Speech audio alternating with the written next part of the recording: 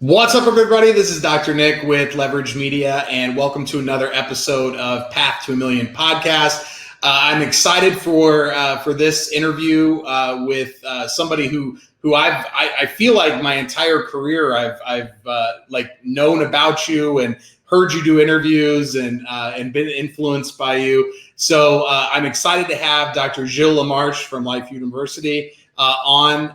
Dr. Gilles, please introduce yourself to the people. Dr. Nick, it's a pleasure to be with you. Thanks for inviting me. Always an honor to present to colleagues about how we can have a greater impact on humanity through chiropractic. And I am currently the Vice President of University Advancement and Enrollment here at Life University in Marietta, Georgia. I practiced as a chiropractor for 25 years in Canada. So I'm 42 years in, Nice. As of April of 2021. And I've had a blast. I've had so much fun being a chiropractor.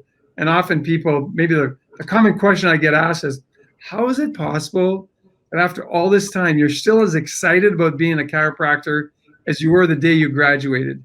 And I tell people, because I've seen, tens of thousands of people get well under chiropractic. I'm alive because of chiropractic. I have a son who's got vision because of chiropractic. And I continue to see the value that chiropractic brings to the forefront. And I know, and I've heard this statement for probably 3 decades now, there's never been a better time to be a chiropractor. Well, I can tell you that in my opinion, now there really has never been a better time to be a chiropractor, because even the people on the street are ready to hear our message. Yes. We've just got to become better at sharing our message. Yeah. So that's where I come from. My wife's a chiropractor. My oldest son's a chiropractor. My daughter-in-law's a chiropractor. Chiropractic lives and breathes in my cells. And I'm excited in this phase of my career to be able to have an impact on prospective students who may be choosing chiropractic as a career, or certainly current students who are wanting to understand, what they need to do while they're here or while they're studying chiropractic and when they get out, so that they too can have a path to $1 million practice if that's what they choose, right?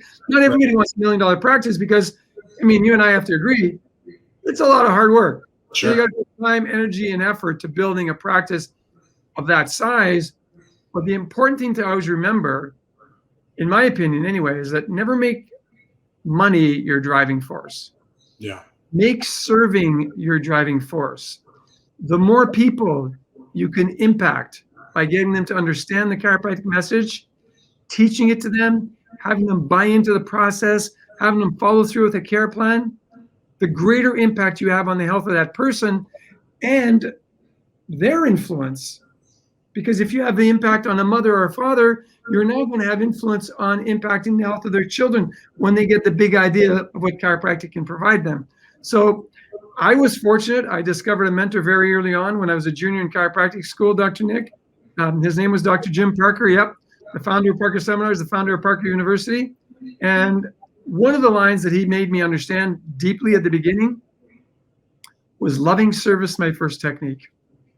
He said, if you make loving service your first technique, you never have to worry about money, because you'll get to understand that money is simply a byproduct of great service rendered. So my gift from him, that I received from him, was learning to serve, learning to serve with intention, and obviously being able to deliver the goods, practicing being a really, really good adjuster, and being able to do, a thorough consultation, a thorough exam, a thorough report of findings, doctor's report, whatever you want to call it, and then being able to deliver on the goods. Yeah. Well, I didn't get the chance to have Jim Parker as a personal mentor, but I remember early on in practice, Parker seminars, I went to my first Vegas seminar, and I bought, the Parker protocols or whatever it might be that really went through not only how to treat patients, but how to do all of the other stuff that goes around with it, like how to run a business, how to do day one, day two. And that I don't know what it was about Jim Parker, but his teachings really influenced me a lot in my early years. He was really good at keeping things concise and explaining things in the way that you just did. So it was called the Parker System for Professional Success. That's right. And was it a hardback book or was it a soft spiral bound book? It was spiral bound, yeah. So I want you to know, you may not know, if you go find your book, you'll see that I actually edited that book. That's great. I saw that when I was like doing my research, and I didn't know if it was the same book that I had. It was that big thick one, and it was like my Bible for the first few years. I did it. You know what? I did it as a labor of love because he taught me everything I knew on how to deliver chiropractic to the people. And when I came to Parker as a volunteer I was speaking at Parker as a volunteer for like 30 years. When I came to the university as a volunteer in the fall of 2006, I saw that book, on the shelf. I was like, gosh, we need to modernize this book. So I remember talking to the president. I was like, I'd like to do it. And I literally did it not as a job. I did it as a labor of love. And you're right. There's so many amazing nuggets of information in that book still to this day. Yeah. Yeah. And that's funny because that was like that. I graduated in 06. So it would have been 07, 08 when so I probably got it hot off the presses. So that's great. You got it hot off the press because I think I have a copy right here. Yeah. Let me go get it. Yeah. This book was just like, maybe like 250, 300 pages of just like, especially like when I was first in practice, just didn't know anything about like how to run it. And there it is. That's it. That's exactly the one. I mean, the video, people show how thick that thing is. Like, well, I was going to tell you, it's 645 pages. 600. It's massive. 645 pages. I'm not sure if it's still available. It may still be available. Yeah. But for anybody, Googling it, just put Parker System for Professional Success or of Professional Success textbook. Yeah. And this second edition was published in 2009, but the first one was published in 2007. Yeah, and I remember it was like nothing. It was like, I don't know, it was like $60 or something like that to like have. I think it sold for like $99 or something, but sounds about right. Worth its weight in gold. Like to this day, I'm at Life University. This still sits on my shelf, and I have a copy in my study at home as well. Yeah, I refer to it myself sometimes. That's great. That's great. So when you were talk to me a little bit about like when you were in practice in Canada. So before we got on, you were telling me that you were in a town of like, I think 5,000 people. And just talk to me about your process of those practices. So the one thing that changed my life was when I made a conscious change to not be shy anymore. Mm-hmm. So I used to be extremely shy. And I was in Dr. Jim's suite at a seminar in Las Vegas. I was a third year chiropractic school, so like a year and a half away from graduation. And having conversation with some of the heavy hitters of the day, the Charles Wards, the Larry Marksons, Kirby Landis, you may have heard those names, Richard Yenny. And I was sharing my story with one of those docs. And his name was Richard Yenny. He practiced in Kansas City, Missouri for like 60 years or so. And Richard had me, asked me to explain to him what brought me into chiropractic. So I shared my childhood chiropractic story from age 12. And he said, oh, you need to learn to tell this story to everybody. I was like, oh, no, you don't understand me. I'm like way too shy. And I'll paraphrase, but the conversation ended with, what gives you the right to know truth and not share it? And he was very forceful with me. I mean, I remember him sticking his index finger in my chest and says, you need to learn to tell the story, son. You need to learn to tell the story. And I was like, no, I could never do that. I'm way too shy. And he said, what gives you the right to know a story and not share it? And it was probably on the third or fourth time that he asked the same question that I said, nothing gives me that right. He says, you're right. Nothing gives you the right to know truth and not share it. So learn to share it. So I asked for advice. He suggested I join a Toastmasters club. And so I went back to Toronto in school. I joined a Toastmasters club, and I learned to become somewhat of a public speaker. And some of the first gigs that I took was during my intern year at CMCC in Toronto. I started speaking in high schools. I would go tell the chiropractic story. I'd teach them a little bit about what chiropractic was, talk about subluxation, etc. And so I honed my skills speaking to high schools and elementary school students. And honestly, all I did is I reached out to different schools. I said, I'm an intern at the chiropractic school. I'd love to go give a presentation during a career day, or I would connect with the science teachers, biology teachers, and I'd go speak in their class as a guest speaker. Mm-hmm. And I'll tell you, I was scared to death. I was scared to death. The first time I went, I mean, gosh, I was so scared. And every time I did it, I got better. So then when I moved, I decided that I wanted to serve. I had decided when I went to chiropractic school that I'd like to serve in an underserviced area for at least 2 years. I wanted to give back to any community that needed a chiropractor. I wanted to go serve for 2 years. Mm-hmm. And my father was a traveling salesman. He heard of this little town, a couple hundred miles north of where I'm from, a town of 5,000 people. They were looking for a French-speaking chiropractor. So I met with city officials. I met with different people in that little town. And I decided to set up, and I committed to going there for 2 years. I stayed for 5, by the way. And I did everything that Jim Parker had taught me to do. First of all, as my build-out was happening for my office, I walked around town. I remember going to the printer and ordering 5,000 business cards. The guy thought I was crazy. You're a new doctor, 5,000, that's a lot of money. Why would you spend that? The town only has 5,000 people. And I said, I need to meet 5,000 people because I know there'll be people that come from other towns, so I need 5,000 cards. So I ended up buying 5,000 cards. And the way I had, and that was, again, a learning from Dr. Yenny and from another doctor who used to speak on his program at the time. His name was Dr. Bob Griffin. And he used to have stacks of cards in his pocket. And he always say, if you want people to know who you are, you got a WOC. And he'd grab a stack and he'd whip out cards. He'd say, you got a WOC, you got to whip out cards. So I was like, okay. And I had asked him, how many cards should I buy? He said, how many people in your town? I said, 5,000. Buy 5,000 cards. I was like, okay. So for the first 3 months, while my build-out was happening, I literally went in town and I went to every single business. I went to every place where there were people. I went to every festival. I went to church. I handed out my business card because what I said was like, well, 5,000 cards sounds like a lot. It's a big box when you get it. It's 100 cards a week for a year. You know, average, right? Yeah. I said, well, that's pretty easy. 100 cards a week, 7 cards a day. 13 cards a day, 7 days a week, or 14 cards a day, pretty easy. And that's what I strive to do. And I'll tell you, I did it. And I saw in my practice over 1,200 new patients my first 12 months. Wow. But I said a while ago, you got to learn to deliver the goods as well, right? Mm-hmm. So I literally followed the protocol that you learned in the Parker system for professional success. I learned to do a very, very thorough consultation, a thorough examination, a thorough report of findings, which included x-rays in my exam. Everybody left with a written report of findings. Everybody came to the healthcare class. Back in the day, we called it a spinal care class. Now it's graduated to maybe a doctor's report or group doctor's, whatever it may be. But I did all of that. And I can tell you that everything that I did then would still work today. Mm-hmm.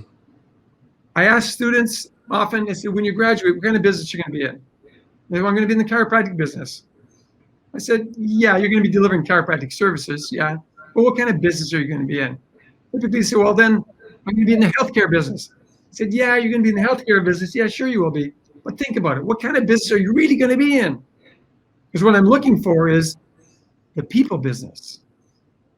We're in the people business. We just happen to deliver healthcare. Mm-hmm. Not disease care, we deliver healthcare. Big difference there too, right? Yeah. And so that's what I set out to do. So wherever I could interact with people, I would simply introduce myself. Like I said, I was shy. My introduction was pretty simple. I am Dr. Gilles LaMarche. I'm a new chiropractor in town, in a town of 5,000 people. If there's construction going on at a main corner, they would know. I'd say, the office that's being built out of the corner of George and 10th Street, that's my office. Mm-hmm. I can ever help you or your family, please give me a call. I'm opening my practice on October 1st. That kind of idea. That's all I said. Yeah. And so that first week, I saw over 50 new patients my first week in practice. Wow. But it took 3 months to build it. Yeah. Like, so I didn't open the door and then start my practice. I actually built my practice, then I opened the door. Yeah. So well, it doesn't sound like the momentum sounds like it continued through the entire year. If you saw 1,200 new patients in your first year, so what was the so obviously you went and you met everybody and you got a bunch of people that wanted to come in as soon as you opened. But then what allowed you to continue with that momentum once that first wave had hit? So Jim had said the magic to building a successful, thriving, self-fulfilling type of practice is to have a minimum of 250 satisfied, excited fans. In other words, you got to have at least 250 patients, practice members, whatever you want to call them, that are thrilled with you, and then you enroll them as ambassadors. So I literally spent $50 on an opening day ad. I had a wine and cheese on my opening day to celebrate the ribbon cutting with local officials. And then I worked to deliver the goods. So I followed a process, very, very strict protocols, because the goal in my office was always to have the people leave and go, wow. Wow, I've never been greeted with so much kindness. Wow, I've never had a doctor listen to me that way. Wow, I've never had such a thorough examination, et cetera, et cetera, et cetera. Wow, I've never left the doctor's office on the second visit with a written report of findings that describes what I've got going on and what the best care process would be, what the outcome could potentially be, with a full prescribed care plan. They left with it. And you know what happens when they leave with it? They share it with other people. And so I didn't market my practice after that.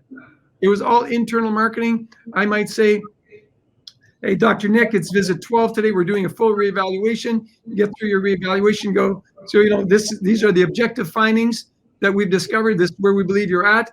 And by the way, because I never asked people how they were feeling, because I don't think it really mattered, because I look for objective feeling. And by the way, how happy are you now with your care compared to what you were when you started 12 visits ago? And then Nick would tell me, well, you know, I've got this. And usually they would focus on symptoms, right? The pain in my leg is gone. And I said, but how's it changed your life beyond the pain in your leg? Well, you know what? I can actually bend over and pick up my child. Wow. I actually started playing soccer with my older child. I couldn't do that before I came to see you. I said, Nick, can you do me a favor? And the patient would say, yes, of course. Tell everybody you know the results you've had here and how happy you are. Would you do that for me? Because if you do that, you're going to help somebody that otherwise may never know that this service is available for them. And the patients would say yes. So all of a sudden, when you've got 250, that was Jim's magic number. If you have 250 satisfied patients, satisfied practice members who now become your ambassadors, all you do is you focus on continuing to deliver the goods. Deliver a high quality service and do it first class all the time. In a town of 5,000 people, where pretty much 90% or more of my patients were blue collar workers, we still delivered a Ritz-Carlton level experience. And we built our practice inside to suit the community. In other words, it was a community that had major industry was lumber. Everybody worked in the lumber field. So whether they were building 2x4s or they were making plywood, they were making wood out of trees. And so I took that concept, and my entire reception room was actually done with natural wood from the area. My private office had an accent wall from wood made in that area, bought at a local lumber mill. So create an environment that is inviting to your target audience. And for me, in 5,000, like I said, my target audience were all people that worked in the wood industry. Right. But if you work in the high-tech industry, build a high-tech level office. Right. And, you know, this was, I think it's about 40 years ago, right? When you opened that practice. 1979. Those strategies would work exactly the same now as they did then. So sometimes, like, people will have these, like, here's how I built this huge practice, and it's totally irrelevant to today. And that is, you know, this is the way that humans interact. It's, you know, if they get great service and if they get great results and they become raving fans, you know, Tim Ferriss talks about, you know, the way that you can make $1 million a year is to have 1,000 raving fans. And 250 sounds about right for chiropractic, because it's so easy for them to spread the word in their, you know, circle of influence. So that's exactly what I did, because, you know, I did that in that town in 79. And then I in between, I had Tuesdays and Thursdays I took off just to rest. And I would get a large number of people, 40, 50 people a week at least, would come from this town that was 120 miles away. And they kept asking me, oh, you know, wouldn't it be great if you could come and serve us there? And, you know, I love vehicles. I love cars. So I thought, hey, what a great way to write off a car almost 100% is if I open up a satellite practice And I just drive out there, and because I love to drive, so drive 2 hours out, see patients for 2 hours, drive 2 hours back. Get the right off the car, not a bad deal. Well, I'll tell you, I went into this town of 1,500 people. And the first week there, now I already had some patients that were patients in my practice, in my main practice. But my first week there, I saw over 100 people in 2 afternoons. And then that ended up growing so much and so fast that within 6 months, I knew I couldn't handle it. Because now instead of driving 2 hours and spending 2 hours there, I was driving 2 hours and spending 6 or 7 or 8 hours there. So I was getting there at 2 in the afternoon. There's some days I wasn't leaving there till 10 o'clock at night, getting home at midnight, back in my other office at 6:30 in the morning. So I found somebody to take it over, and I put an associate in there who ended up buying it. And then 5 years into that system, I ended up saying, okay, this is enough. It's a lot of hard work. I need a break. And I couldn't find anybody to just take my practice over for 6 months. So I sold it. And then I moved to my hometown of about 43,000 people, still to this day, Timmins, Ontario. More, again, lumber and gold mining, now diamond mining as well, but blue collar workers. And I'll tell you what, I did almost the exact same thing and built the same type of practice pretty much that fast. So often I say my claim to fame on the financial side is that I was in the black my first day in practice. What does that mean? I made more money on day one than my expenses for day one. I made more money on week one than my expenses for week one. I made more money on month one than my expenses for month one. And by the end of my first year, I made a lot more money than I ever thought any person could ever make in 1 year, which was way beyond just being in the black, right? It was very, very profitable. And I've seen it done again. And I did it again. That was in 1984, which is still a long time ago. But I've still seen people who are committed to doing it. And I'm not going to name names, but I have at least 3 or 4 people that I know very, very well who have done something similar in the past 2 or 3 years. New graduates who went out with the passion, with the willingness to follow a process, create the process as to how you want to be taken care of when you go to a chiropractor's office. And deliver the goods. I especially think it's so important to have a process, especially when you first start out, regardless, like whatever you resonate with, whatever like coaching program or protocol or technique, but just to have a specific thing that you do over and over and over and over and over, so you get better and better and better at it. And I think that the more that you pick a protocol, pick a system, and just become an expert at it, the easier it becomes to become successful quickly. I remember when I first started, I was just kind of grabbing anything that I could to try to figure it all out. That's why I really liked the Parker book, was because it was just like one place where I could just focus in my attention, and it really helped jumpstart me early on in my career because it allowed me to focus instead of me trying to reinvent the wheel all the time. I agree. I tell young docs all the time is that, if you're learning a process from someone, just do the process. Don't change. I remember the first time I came back to meet with Dr. Jim. I started my practice. Actually, I started my practice my first practice started in July. My second practice I'd started in October, but I started in July, and there was a seminar in Dallas in September. And so I brought, I shared with him, he said, so how are you doing in practice? So I explained to him what was happening. And I remember that Wednesday before leaving, I'd adjusted 167 people that week. Okay, so that's September. I started in July. That was only 2 days. I practiced 2 days and I adjusted 167 people. And he was like, well, how did you do that? And I said, well, I'm just following what you told me. He said, well, when you come back, he said, you're going to come to Florida in November? I said, yep. He said, well, you come back in November. He said, bring me all your stat sheets so I can review them. That way I'll help you to get even better. I was like, okay. So 2 months later, 2 months goes by. And now I'm seeing like 450, 500 a week, July to November. So I bring him my stat sheets and I share with him the last 2 months of stats. And he looks at him and he goes, oh my gosh, you really were telling me the truth in September? I was like, yeah, of course I was. He said, oh, you'll understand in chiropractic, most doctors never tell you the truth about their numbers.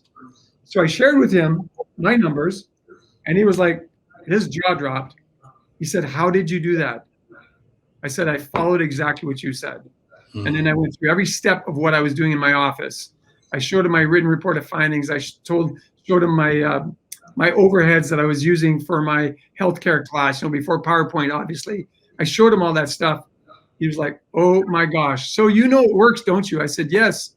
He said, and you never even tried to reinvent the wheel, as you just said? Right. I said, no, you had 18 successful clinics. Why would I be stupid enough to try to reinvent the wheel? Yeah. You taught me everything you know. I'm going to implement it. And so that's what I did. And honestly, that's all I ever did in my practice. I never changed. Yeah. I did it that way for 25 years because it worked. And there, it's so easy to think, again, well, that was a different time. Like it's not going to work now because like somehow people are different now than they were 40 years ago. And it's just not the case. I mean, there's lots of programs that have evolved and been created in the last 5-10 years or whatever, but it's still, I've been through lots of coaching programs and lots of seminars, and it's a lot of the, 80% of it is all exactly the same. And then everybody puts, their little 20% twist on it, and whichever 20% you resonate with is the way to go. But if you bought that book for $99, it sounds like you could build a massive practice just doing those systems. Absolutely agree. Absolutely agree. We're gonna have a whole new printing of the Parker protocols. It's gonna be a renaissance for this book. It's gonna be great. So Dr. Gilles, let's talk about the path to $1 million. So you had a lot of experience, building your own practices. You've helped other doctors build. You're now teaching young doctors how to be successful. So let's go through each one of the stages. So 0 to 250. So getting to that 250. So let's just call it $20,000 a month. We talked a little bit about that before you open your practice, going around town, introducing yourself to people. Is there anything else that people really need to focus on as they're launching to get off to a fast start? I mean, I think even in today's economy, the more people you meet, the more visibility you have, and with kindness, by the way, because the first patients that came to me, the many first patients that came to me, didn't come to me because I was a good chiropractor. Mm-hmm. They didn't know if I was a good chiropractor. Right. They came to me because I was a nice person, right? I treat people with kindness. I treat people with respect. I introduce myself. I shake people's hands. I look them in the eye. There's some very basic things you got to do to get from 0 to 250 that hopefully your parents have taught you. And if they didn't, you got to learn it from someone. But how to introduce yourself, how to always look the part. I never went into town not looking the part of a professional. Mm-hmm. I mean, I could be working in a garden, digging a ditch in my backyard on a Saturday and needed a tool or a piece of equipment that required me to go to the hardware store. I would go in the house. I know it sounds like a pain. I would go in the house. I would take a shower. I would throw on a pair of slacks and maybe like a golf type shirt like I'm wearing today. And I would go to the hardware store dressed this way, which means that as soon as I bought that part or that piece of equipment I need, I got to go back home, take off the clean clothes, put on my dirty jeans and my hard hat and my boot, whatever stuff I'm wearing. Yep, it's a pain. But you know what? I wanted them to know who I was and always see me in the context of who I am as a doctor, not just as a person living in the community. And I'll tell you, to this day, I could be doing something in my own yard. And as the vice president of Life University, if I'm going to Home Depot, I am not going with a pair of dirty jeans and a pair of work boots on. Right. Because you never know who you're going to meet.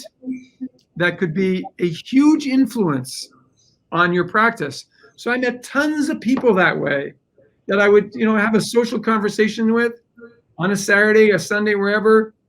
And I always have business cards on you. I always have business cards.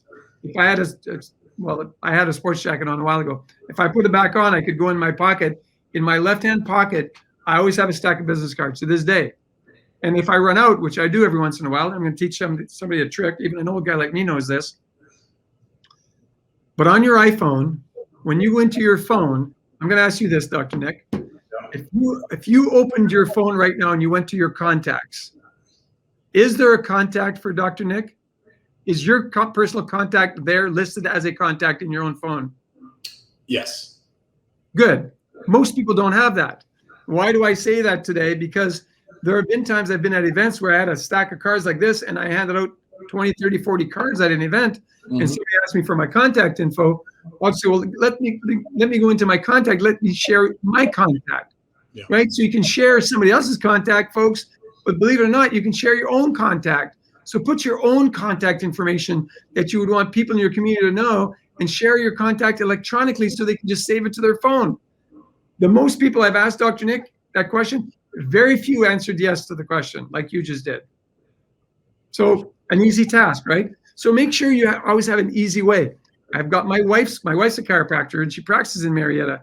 So I've got her private contact, right? But I've got her office contact.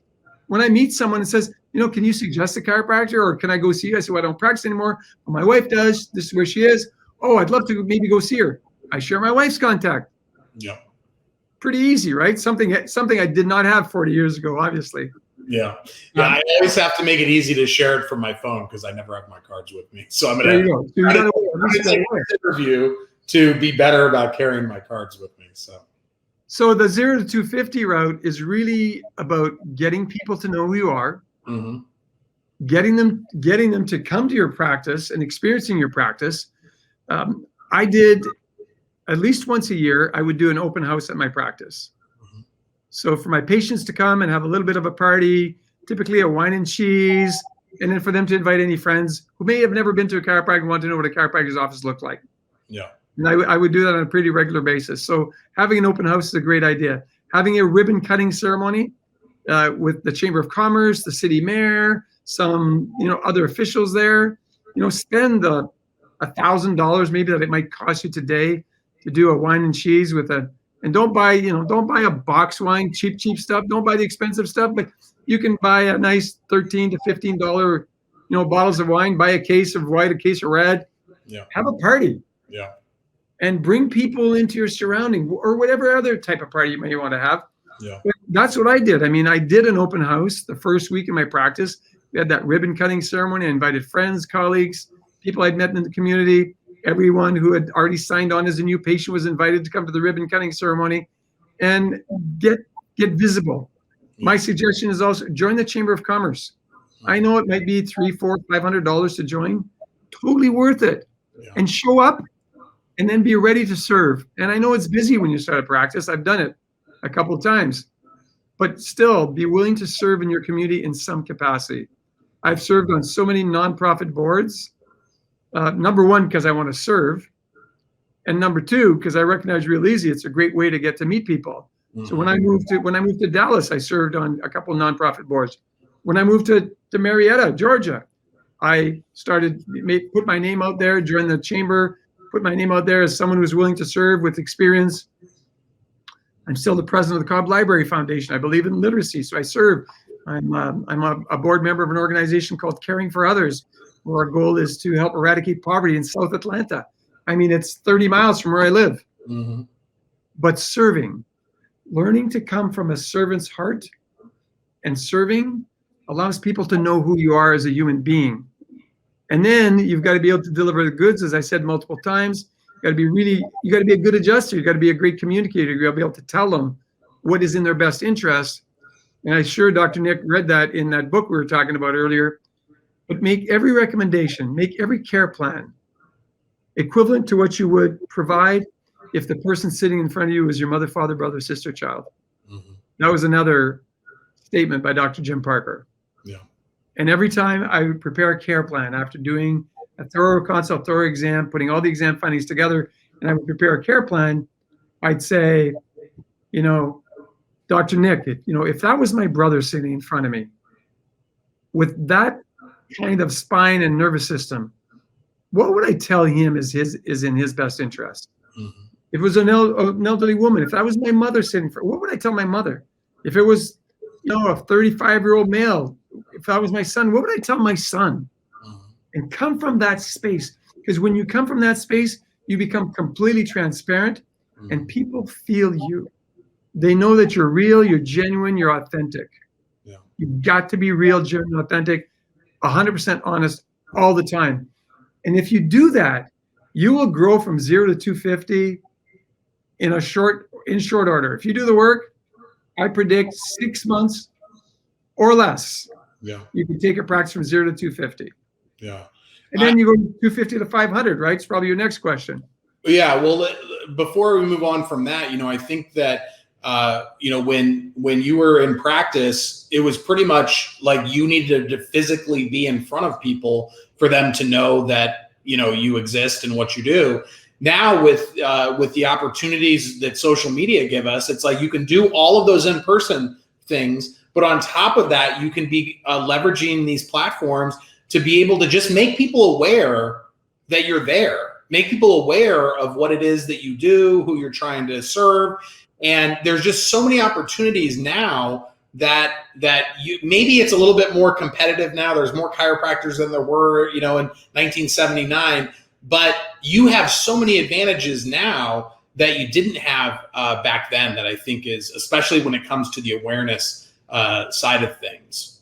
Absolutely. I mean, if I was still in practice today, I would do a weekly Facebook Live, Instagram Live, whatever, and just do a 3-minute video about what's happening in your practice today. Yeah. What chiropractic is all about. So many times, the most common question I would get asked by patients after I did the report of findings, and I would describe what was possible for them, how they could regain their health and maintain their health. The common question I would get is, why didn't anybody ever tell me that? Yeah. And I'd say, I don't know. Yeah. All I know is that based on the information we've shared, based on the exam findings, this is what I believe is going to be the result. Yeah.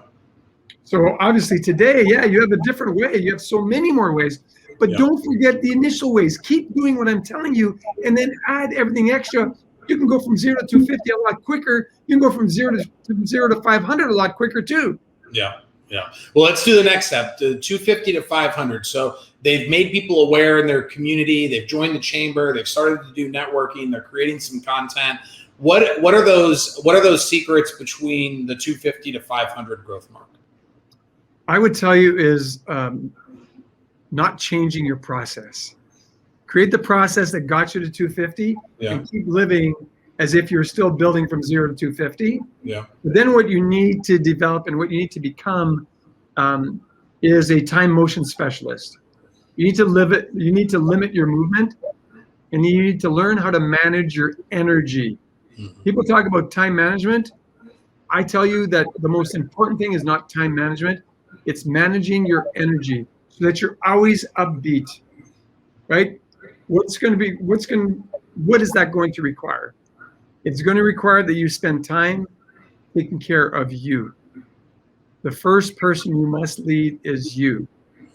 Are you living the lifestyle that you're teaching? Are you walking the walk, talking the talk? Are you taking time for whatever spiritual energy you need? Whether it's meditation, prayer, combination thereof, whatever it is that's important to you. Are you taking time to maintain your physical health? Are you taking time to maintain your mental health? Are you taking time off? Are you pre-booking your vacation? Back in the day, Parker seminars happened every 2 months, 6 times a year. I would book my life around Parker seminars until it got so inculcated into my mind that I would, go 2 or 3 times a year instead of 6. But I went to Parker seminars every 6 months for the first few years of my practice. So I built my entire off time around that. If it was in Miami, I would go for a week, 3 days of seminar, 4 days of vacation. But to find time, you've got to take time to plan. Otherwise, you're going to burn out. It's not easy seeing 500 people a week. It's not easy seeing 800 people a week, which I did for a number of years. Yeah. But if you have a plan where you're taking care of you and you're taking care of your people, I mean your team. If you don't look at your team as being staff and say, just do what I tell you to do, that you involve them. And I will tell you the biggest practices come from a state of a very clear purpose. So we had a very clear outline, delineated purpose statement that was created with my team. It was posted in every single room in our practice. People could read why we were there, what gets us out of bed in the morning, our clear purpose. And we would recite it on a regular basis. Thriving practices are purpose-driven practices who focus on service.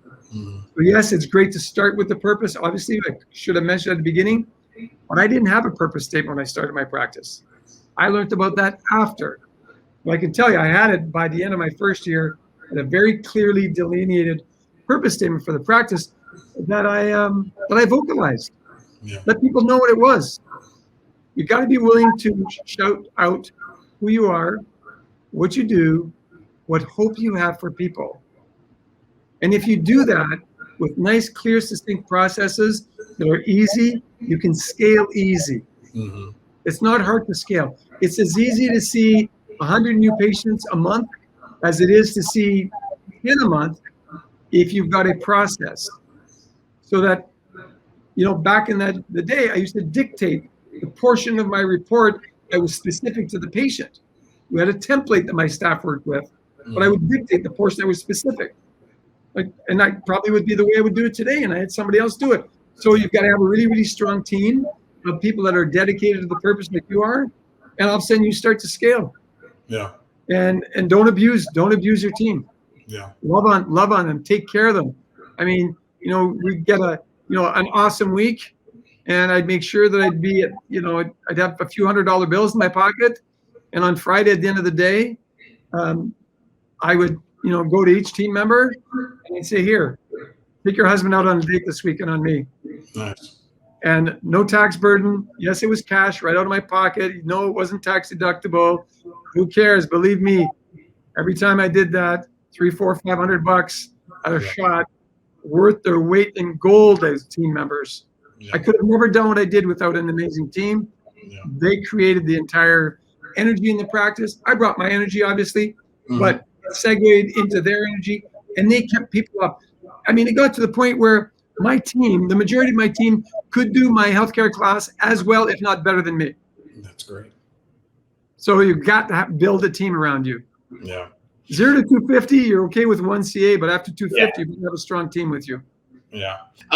So the next step, that 500 to $1 million, I feel like that's the stage where a lot of chiropractors get stuck. $600,000, $700,000, $800,000 a year.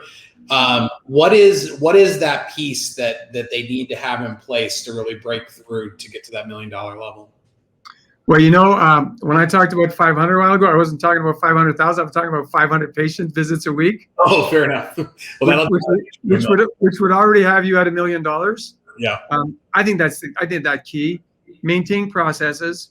Maintain the concept in your own mind, the intentionality of delivering the highest quality service that you could possibly deliver. Yeah. And focus on the experience you get when you go to a Mercedes dealer or a Rolls Royce dealer, what you get when you go to the Ritz-Carlton Hotel and instead of staying at a Hilton. Not that there's anything wrong with a Hilton, but you know that the quality of service that you're going to get is at a different level. So if you deliver at that level, people want more of it. Managing your own energy, again, super important. The service you deliver at 7 a.m. must be the same service you deliver at 6 p.m. Yeah. If you see people that long in a day. I had 2 days a week where I saw patients from 7 to 7, with a break, obviously. But when my people could come in at 6:30 on on a Wednesday night and say, gosh, doc, you're as energetic at 6:30 today as you were when I saw you at 7 o'clock on Monday morning. How do you do that? I'd say chiropractic, baby, chiropractic, and then just leave it at that. You don't have to explain everything that you do. Yeah. But you get people to understand the power of self-care. Yeah. So you've got to take care of you. Yeah. When you get to that $1 million mark and you're trying to, that fourth stage is really maintaining above $1 million and continuing to scale and continuing to grow. What challenges, what's important at that stage to make sure that you stay and you keep moving forward? I think the greatest thing for me was to stay on purpose and stay passionate, was to learn to give back. To give back to chiropractic organizations, which I started early on, but it becomes easier, right? When you're at the point where you're making a lot more money, it becomes easier. And also making sure that you share some of that growth and some of that wealth with people around you. Money was never a driving force for me, but as Jim had said, I always remember that, money is simply a byproduct of great service rendered. Yeah. When you render great service, don't be afraid of all the money you're going to make, because you will make a lot of money. Yeah. And if you do good with the money and not just serve yourself, then you just want to continue to do good. Because that feeds the soul. My soul continues to be fed by the fact that I wake up every morning with the concept of I was born to serve. Servant leadership, we need more servants than ever before. We need more great leaders than ever before. And, my personal purpose statement, which hasn't changed in at least 3 decades, is, I pledge my life to my greatest expression of love and service for the benefit of humanity. I was doing that in practice. So find a way that you have your soul fed. Because seeing 500, 600, 700, 800, if you're like the only chiro in your office and you're adjusting that many people, it could suck your energy dry if you don't find the well with which to refill that energy. Yeah. And so you got to find what's important to you. For me, I love to run. So on the physical side of things, for me, it's going out in nature, connecting with nature, looking for the beauty around me, and being focused on how beautiful the world really, really is, instead of focusing on all the negativity. So I gave up watching news, reading news. I don't do any of that stuff. So what you feed into your mind really, really matters. Yeah. So my rituals, which I think is important to get to that level and stay there, you've got to have a morning ritual that feeds you physically, spiritually, and mentally. Develop a ritual. Take that first 30 to 45 to 60 minutes and make it 100% yours, which means you may have to wake up a little bit earlier if you're a person who has a tendency to hit a snooze button and then, jump in the shower and rush to the office. You got to show up prepared, physically, mentally, and spiritually prepared. You got to walk through that office door, leaving your father hat, husband hat, wife hat, mother hat, whatever hat needs to be dumped on the tree in front of your building. And when you walk through that office door, you're putting on your doctor hat. And for the next X amount of hours, you're going to be the best version of yourself that you could potentially be. And the only way you can do that is to prepare yourself. So I had 7 o'clock patients. I'm a morning guy. Easy for me to get up in the morning. So if I had a 7 a.m. patient, I know I've got to be in my office no later than 6:30. I'm going to be in my office no later than 6:30. I only lived a couple miles away, so I made it easy. There was no commute for me. But I knew that I had to be up at 5. So I would show up in my office prepared, and then I spent the first 5 to 10 minutes, and I would walk in every room. It was not open concept adjusting. It was illegal back then in where I practiced anyway. So I had 5 adjusting rooms. I would go in every adjusting room, look to make sure everything was just pristine and proper. I would pop the drops, and I would prepare myself, right?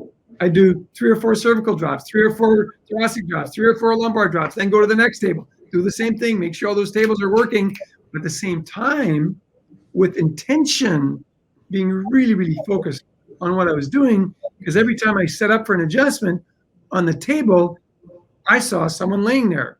So with intention, I'd prepare myself, I'd sort of palpate, I'd assume a subluxation of sorts and go, okay, boom, boom, boom, poof, adjust with intention. And one thing I did that was taught to me by Dr. Larry Markson was I would never walk into a room without connecting with that person before I saw them. So we used travel cards back in the day. I would look at the travel card. I would say, Nick Silveri, the last time Nick came in, we did this, that, and the other. And I would close my eyes for that split second. And this was my mantra, asking for guidance. I say, guide me to do what's right for Nick today. And the minute that I felt ready, I had a little tiny purple sticker right at eye level. I would just touch it as if it was like my green light. And I would walk in and I would connect with Nick. And then I would go to the next room. I didn't try to disconnect with Nick, but I would work at connecting with Joan in the other room. And I did it that way. Yeah. So something that I failed to tell you that is important is people need to know why they're there and they need to be ready. So when you walk to a table, the person should be laying down on the table with their glasses off, their change out of their pockets, their wallets out. And I limit conversation to almost nothing. It was never, how you doing today, Nick? It was, great to see you, Nick. Let's check your spine to see how it's doing. Yeah. Bang. Check them, adjust them, see you next time. Very little conversation, because what that allows is that for you to stay 100% focused. And so to do that, you have to have designated times for adjusting times and designated times for longer visit times. So the first 2 hours of my morning was always just adjustments of people that I already know why they're there. Walking room to room to room to room to room to room. And honestly, it's real easy in the first 2 hours to adjust 60 people. Check and adjust 60 people like that fast. Then the next hour, longer visit times. It might have been 2 new patients. It might have been a new patient for 30 minutes and 2 reported findings or X-ray reports or whatever it might be. But segregate your time and don't put everybody on all at once. Because if you do, then you're going from a new patient to 3 adjustments to a report of findings, totally confusing to any mind. So if you want to conserve your energy and be a time motion specialist, you've got to function that way and have very, very specific time slots, which I would have been remiss if I didn't talk about, because that's a really important way of getting to that next level. Yeah. Because when you do that, it's like so simple. So you see patients for 2 hours, adjust, adjust, adjust, adjust. All of a sudden you take a break and you go sit and you do a consult for 5-10 minutes. You do, your staff does part of the examination. You do the closing examination, and then you go on and you do a report of findings, and then you come back and you adjust another group of X amount of patients. So in a morning, like literally in a morning from 7 to 11:30, it was easy. Hard for people to believe. It was easy to adjust 100 to 120 people and see 3-4 new patients. Yeah. With no stress. Yeah. That's the key.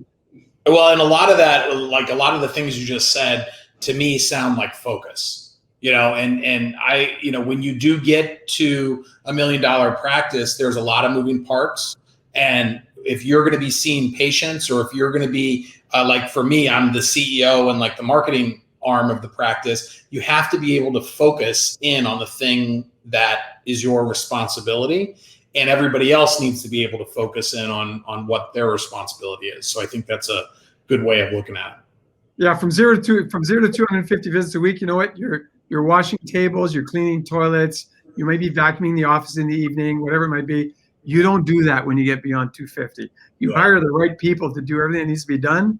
Right. And literally, I was the sole chiropractor in my practice, so I was the doc. And if I went to a room and there was nobody there, I knew that my morning was done. Yeah. If it was the evening, I knew my evening was done. And honestly, I did nothing else. I didn't develop X-rays. I didn't order supplies. Mm-hmm. I didn't write checks. Yep. I had people who did it all. That's the stuff that I think keeps people from being able to grow beyond themselves, is when they try to do too much of it. And I've learned that over my years, because I'm one of those people that wants to have their hands in everything naturally. So I have to like separate myself as much as possible from like the minutia, because I'll just get lost in it if I allow myself to. I agree. That's a really, really important key, Dr. Nick. Really important key. Well, Dr. Gilles, I feel like we have covered a lot. You have added a ton of value to the listeners. Any closing thoughts before we sign off? Yeah. Remember, there really has never been a better time to be a chiropractor. And we depend on you. The reality is that humanity is depending on us to step up. And the only way they're going to know who we are and what we do is if we tell them more and more often. So put on your big girl and your big boy pants. If you're shy like I was, it was hard. I'm not going to tell you it was easy. Mm-hmm. It was hard to like get rid of the shyness, if you want. But I didn't focus on getting rid of the shyness. I focused on the importance of the purpose. So if you don't have a clearly defined personal purpose statement and a clearly defined practice purpose statement, please do some research and build one. Build one for yourself as an individual, and build one with your team for your practice. Because when people are on purpose, everything changes. And I'll close with a paraphrase from Patanjali, who was an ancient philosopher that happened to be a teacher of Dr. Wayne Dyer, and Wayne was one of my mentors as well. And I learned this from Wayne, but he had learned it from Patanjali. And apparently Patanjali was asked one day, why is having a purpose for your life so important? And his answer was, because purpose inspires you. And when you're inspired by some grand purpose, your thoughts break their bonds, your mind transcends limitations, your consciousness expands in every direction. You find yourself in this new, great, wonderful world where dormant forces, faculties, and talents come alive, and you discover yourself to be a greater person by far than you ever dreamt possible. Now, I know that's a lot of words. You might want to re-listen to that, but I can break it down in a minute. Imagine a purpose on purpose. Your thoughts break their bonds. How many of you have ever been held bondage by your thoughts? Too many, probably most of you at some point. The purpose allows you to eliminate that from your life. He said your mind transcends limitations. How many of you have had or still have a little person sitting on your shoulder and saying, you can't do that. Who do you think you are? You're not smart enough. You're not pretty enough. You're not this enough. If you have that, the best way to eliminate that is to discover your purpose and live a purposeful life. And then he says, then your consciousness expands in every direction, and dormant forces, faculties, and talents come alive. What does that mean? Dormant forces, faculties, and talents inside of you come alive. It means they're already there. Mm-hmm. It means you already have everything you need to be the success that you dream of becoming, and that purpose will become your guiding light. Purpose will really become your beacon. And when it does, watch out. You get to live an exceptional life because of it. Well, I feel like that is a perfect way to end it. Dr. Gilles, I appreciate your time. I appreciate all your service to chiropractic, the profession, the people that you've helped. And I look forward to talking with you soon. Hopefully, it was a pleasure. Absolutely. Hopefully everybody got as much out of that as I did, and we'll see you on the next one.